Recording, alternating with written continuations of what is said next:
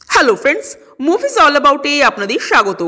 সৃজিত মুখার্জি পরিচালিত upcoming movie সত্যি বলে সত্যি কিছু নেই এর টিজার ড্রপ করা হয়েছে।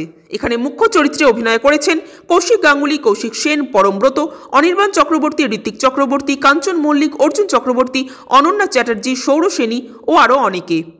আপনারা অনেকেই হয়তো জানেন এটা মূলত 12 অ্যাংরি মেনের অ্যাডাপ্টেশন, যেটা ইটসেলফ একটা অসাধারণ সিনেমা।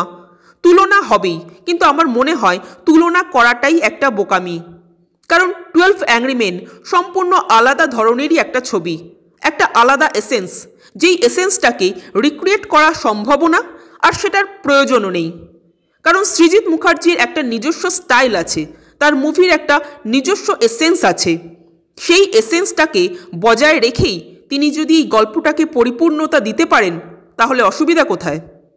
পরমব্রত চরিত্রটাকে নিয়ে ইতিমধ্যেই অনেক কথা শুরু হয়ে গেছে, কিন্তু আমার ব্যক্তিগতভাবে পরমব্রত চরিত্রটাই সবচেয়ে বেশি ভালো লাগলো।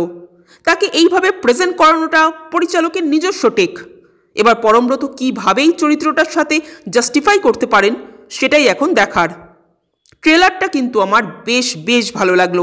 যেহেতু এটা একটা ঘরের মধ্যে হওয়া গল্প, তাই মানুষ যাতে বোর না হয়ে যায়, তাই কিন্তু কিছু ড্রিম সিকোয়েন্স আনা হয়েছে। তার মধ্যে দুটো সিন দারুণ। এক হলো সমুদ্রের মধ্যে সবার চেয়ার নিয়ে গোল হয়ে বসে থাকার দৃশ্যটা। আরেকটা দৃশ্য আছে, কৌশিক গাঙ্গুলি একটা ঘরের মধ্যে বসে রয়েছেন, পেছনের দেওয়ালগুলো সব কাঁচের মতো ভেঙে পড়বে।